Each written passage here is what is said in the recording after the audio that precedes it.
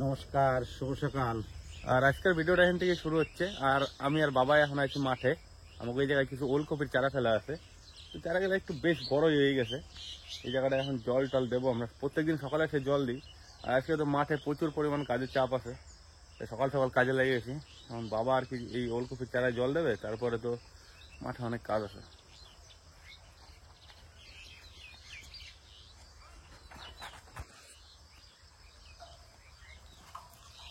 চারাগুলো বেশ ভালো হয়েছে না? কোথায় গেছিল যেটি? পূজার জন্য? ও, মোচা বড় হয়েছে নাকি? ও, তো বাবা এখন ঝাঁঝরা দিয়ে জল দিচ্ছে। এটা নিচের খেতে লাগাবে নাকি বাবা এটা? হ্যাঁ,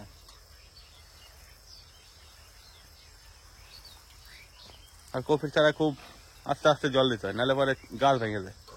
কফি গাছ তো খুব সূক্ষ্ম জিনিস, তাই না বাবা? কফি চাষ করায় খুব ঝামেলা। ঝামেলা, খুব এক্সেস চাষ এগুলা।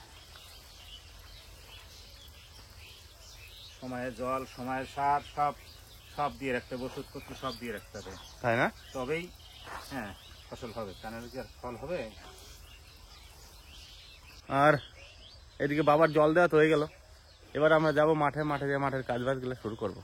অনেকজন জিজ্ঞাসা করছে যে আমাকে তো ধান কাটা হয়ে গেছে, এবার কি চাষ করাবে। তো ধান কাটা যেহেতু হয়ে গেছে, এখন আমাকে সব আলু লাগানো হবে। আলু লাগানোর জন্য বিশাল তোড় জোর লেগে গেছে। আর এই জায়গাটায় মাটি ফেলেছি, তো ভাবছি এই জায়গাটা একটা রান্নাঘর করবো। এই জায়গায় রান্নার ভিডিও হবে। আর মাঠে এখন গোবর সার আমাকে ছড়ানো হয়ে গেছে অলরেডি, আর একটা করে চাষও দেওয়া হয়ে গেছে। তো গোবর ফেলানো ছিল, এগুলো এখন গোবর ছড়ানো হচ্ছে। এই দাদারা আছে কাজে, দাদারা এখন এই গোবরগুলো ছড়াই দিচ্ছে। গোবরগুলো ভালো আছে না?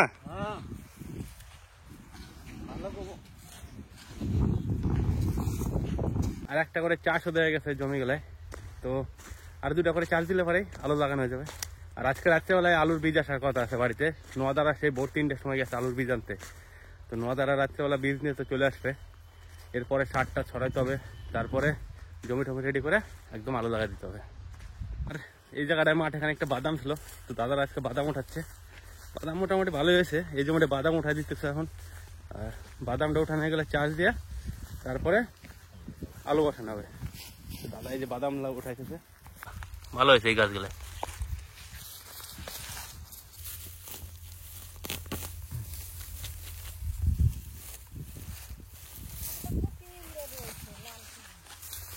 থাকবে।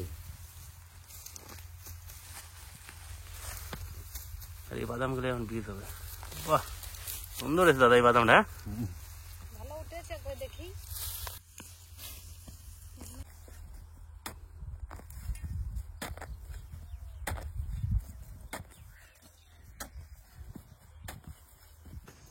জেডি সাজের পিঠা নাকি?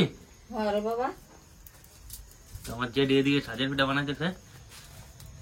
দাও দেই কিরম বানায়, কিরম হয় দেখি আজকে। জেডি গোলাটা তো খুব সুন্দর হয়েছে জেডি। এরকম করে গুলান নাকি বাবা? এই গুলা বানানোর ভিতরে মজা, তাই না? গুলা যত ভালো হবে পিঠা তত ভালো হবে, তাই না? সবাই কিন্তু এই গুলাটা ঠিক মতো বানাইতে পারে না জেডি। আর জালটাও ঠিকঠাক ভাবে দিবে রবো, এটা একটু দিবে না? এই যে ঢা দিয়ে দিল। মিষ্টি জালে সাজের পিঠে চটায় জাল দিলে পিঠেটার গুয়া লাল হয়ে যায়। আচ্ছা, আর আস্তে আস্তে জালটা পিঠে দিলে খুব সুন্দর হয়, তাই না? হুম। তো যেটি খুব ভালো করে এই যে ঢাকা দিয়ে দিতে না। আর এই যে গুলা বানাইছে যেটি, আর একটু লাগবো না? যেটি গুলা বানাইতে না একটু? আমার বাড়িতে অনেক লোক, আবার যদি কেউ আসে।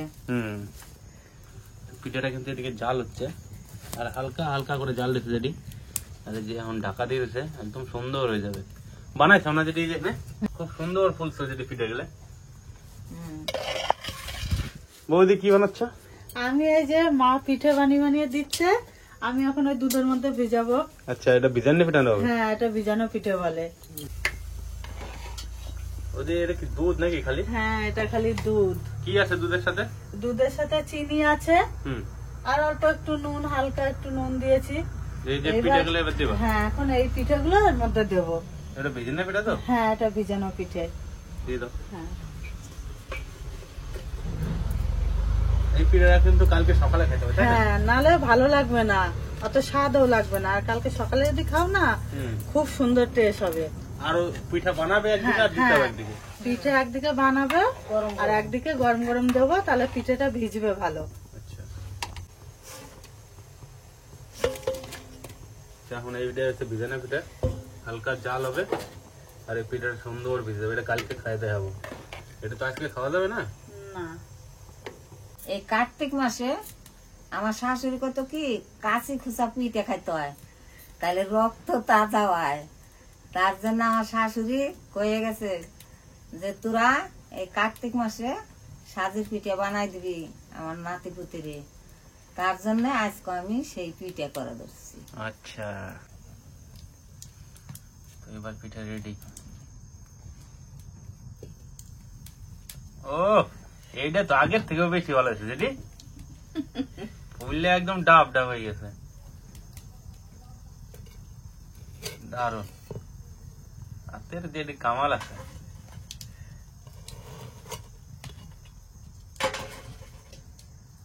কি সুন্দর হয়েছে রে জেডি, আজকে গরম গরম পিঠে। খাই দেবো বউ একখান। হ্যাঁ, সে তো খাইতেই হবো। সাজ আনছি নদী এগোনে, খুব কষ্ট করে। তো এই যে এখন দোস্ত চলে আসে আমার আলু নিয়ে। আলুটা সেই আলু নিয়ে হ্যাঁ, আলু বন্ধু টাটকা তাহলে আলু, টাটকা আলু আলু। ডানলি কোথায় এনে? চন্দ্রকোনা রোড থেকে। বাহ মামা, সব ঠিক আছে তো তাহলে? কি দাদা, আলু 1 নম্বর। 1 নম্বর আলু, খুব ভালো হবে তো? 1 নম্বর আলু ভালো মানে। তো এই যে চলে আসে নোয়াদায়, আর নোয়াদায় গেছিল আলুর বীজ আনতে। একদম ভোর কটার সময় গেছিল? আরে ভাই 3টের সময় বেরিয়েছি, অন্ধকার থাকতে কি ঠান্ডার মধ্যে, বাপরে বাপ। সেই চন্দ্রকোনা রোড আলুর বীজ, ফার্স্ট কাটের বীজ, ওখানে যত বীজ আছে সব ওখানে এসে নামে। হুম, ওখান থেকে যত সব চাষিরা আছে সব ওখান থেকে নিয়ে এসে যার যার মাঠে আর কি সে বসায়। এবার আর আলু আমরা লাগা- গেছিলাম একটা গাড়ি ভাড়া করে নিয়ে ভোর 3টের সময় বেরিয়ে। এবার আলু লাগানোর ধুম। হ্যাঁ, এসে আচ্ছা হয়েছে না না, 6টা হয়েছে আমাকে। হ্যাঁ 8টা হয়ে গেছে। হয়েছে এবার 300 1টা হয়ে গেছে তো। হয়েছে 8টা হয়ে গেছে আমাকে। হ্যাঁ, তো সবাই এখন আলু নামাইতে লাগিয়েছে। এটা হচ্ছে মাইল দেয়, আর এটা হচ্ছে আমার নারান্দা ফুলকপি চাষের মাস্টার। তো মামা, বীজ টানতে যায় কেমন এক্সপিরিয়েন্স হলো? হ্যাঁ, ছোটবেলার অভিজ্ঞতা খুব ভালো। মাংস রান্না কি হলো নাকি আমার? না না, এই সামাত্র মশলা কষাচ্ছি। পিঠা তো যে রিফ্রি অর্ধেক বানানো হয়ে গেল। তাই হুম, আমাদের মশলা কষানো হয়ে গেল প্রায়। এবার মাংসটা দিয়ে, মাংসটা কষালেই জল দিতে হয়ে যাবে। আজকে রাতে তো পুরো একদম সাজের পিঠে। তারপরে এই যে দেশি, দেশি না এটা পোল্ট্রি না? হ্যাঁ, পোলট্রি মুরগি এটা। হ্যাঁ, মাংসের ঝোল আর পিঠা দারুণ লাগবে খাইতে আজকে। গরম গরম সাজের পিঠা আর গরম গরম মাংস নাকি? হুম, তো ভালো হয়েছে। হ্যাঁ, এবার মাংসটা দিয়ে দেবো। দিয়ে দাও তাহলে, আর দেরি করো তো।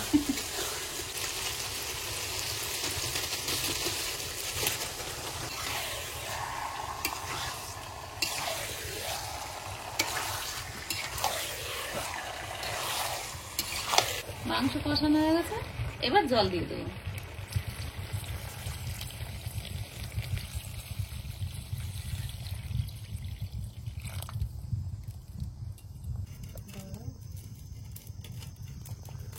এই লাস্ট খোলা নাকি যেটি? ও আর ও, এবার তাহলে গরম গরম খাইতে হবে। খাও। মাংস তরকারি মনে হয় এদিক হয়ে গেছে, এবার সবাই মিলে বসে যাবে নাকি?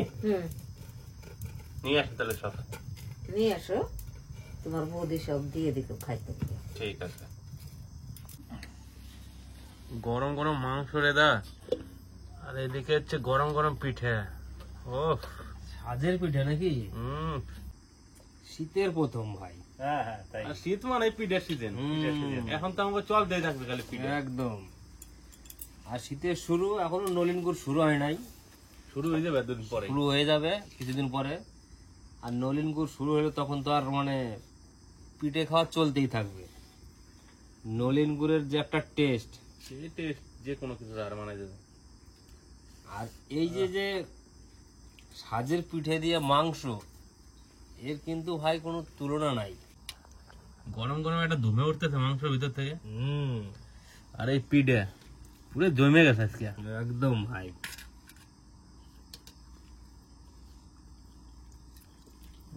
দাও দাও, দেরি হইতেছে না, দাও। এটা কত সফট হয়েছে সত্যি ভাই, অসাধারণ যাকে বলে।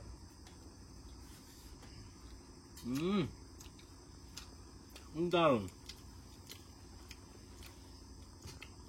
আর আজকে তো সারাদিন মাঠে ছিলাম, কাজের প্রচুর চাপ, তারপর আবার আজকে নোয়াদায় খুলনা বাড়ি।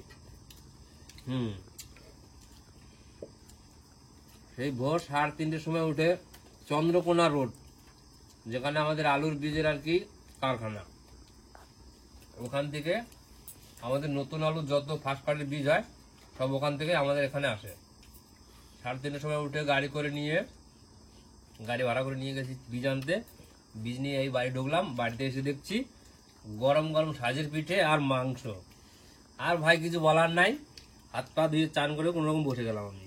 এত খিদে পাইছে মানে আর থাকতে পারলাম না। আর টেস্টটাও সেই হয়েছে, গরম গরম সবকিছু। সারাটা দিন রোডে কি খাইছি না খাইছি সেটা বাদ, এখন বাড়িতে এসে চান করে এই যে পিঠেটা খাচ্ছি মাংস দিয়ে, মনে হচ্ছে অমৃত খাচ্ছি ভাই। রান্নাটা ভালো হয়েছে, ভালো আছে? সেই টেস্ট হয়েছে মাংসটা। আর শীতের শুরু তো প্রথম বানানো হয়েছে না, আর গরম গরম তো ভাই এটার মজাই আলাদা, মানে না খাইলে এটার অনুভব করা যাবে না।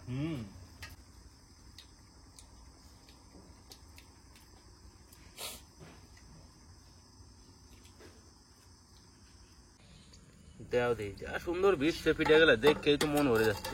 একটু ঝোল দাও, ঝোল এই তো না, এত পিঠা ভিজিছে যেটি। এই কটা না ভেজেলে তো হবে না বাবা, বাড়ি কত মানুষ আমরা।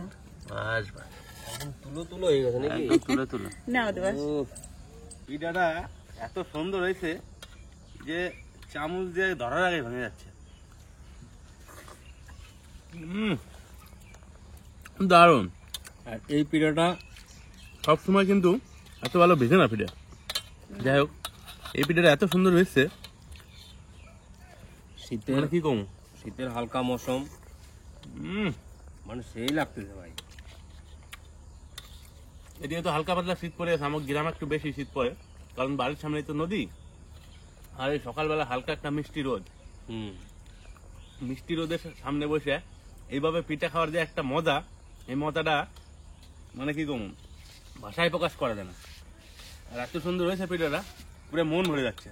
এই হালকা একটু দুধ নিতে হবে, তার উপরে পিঠাটা,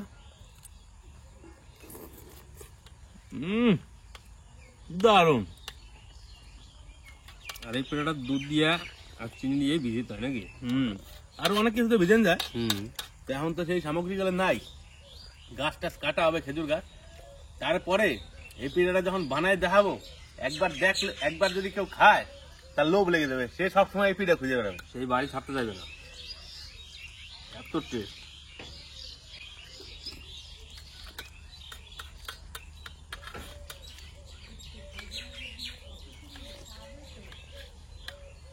কালকে তো রাত্রে খাইছি গরম গরম সাজের পিঠে আর মাংস, আর সেই পিঠাটাই কিন্তু এটা দুধ দিয়ে আর চিনি দিয়ে ভিজানো ছিল, সারা রাত ভিজছে, সকালবেলা এটা খাচ্ছি। এটা শুধু সকালবেলার টিফিনের জন্য, মানে এই পিঠাটা সারা রাত ভিজার পরে এত খাইতে স্বাদ হয়েছে, মানে সেটা আর বলার মতো না। কি বলিস ভাই? একদম, খেজুরের গুড় দিই নাই, খেজুরের গুড় দিলে আরো স্বাদ হতো। সে তো ঠিকই। তো বাড়িতে এইভাবে একবার ট্রাই করতে হবে পিঠা। যারা পিঠা খুব ভালোবাসে, অনেকজন বানাতে পারে না, তারা অবশ্যই আমাকে সাথে যোগাযোগ করবে, এবং তারই এসে খাই দেবে। একদম একদম। আমার মা অবশ্য খুব ভালো পিঠা বানাতে পারে, সুন্দর বানায়। আর আমার জেঠিও খুব সুন্দর পিঠা বানায়, আর আমার মাও খুব সুন্দর পিঠা বানাতে পারে। আমার ঠাকুমা সবার কি শিখে গেছে পিঠা বানায় না, থেকে এই পিঠা দুধ টাকা দেবে, সে টেস্ট লাগে। মাংস থেকে মাংস ঝোলটা ভালো, ওই জন্য পিঠার থেকে পিঠার ঝোলটা ভালো। একদম। তো আর এই ভিডিওটা আর বেশি বড় করলাম না, এই ভিডিওটা এই জায়গায় শেষ করতেছি। আবার একটা নতুন ব্লগ নিয়ে দেখা হবে পরের ভিডিওতে।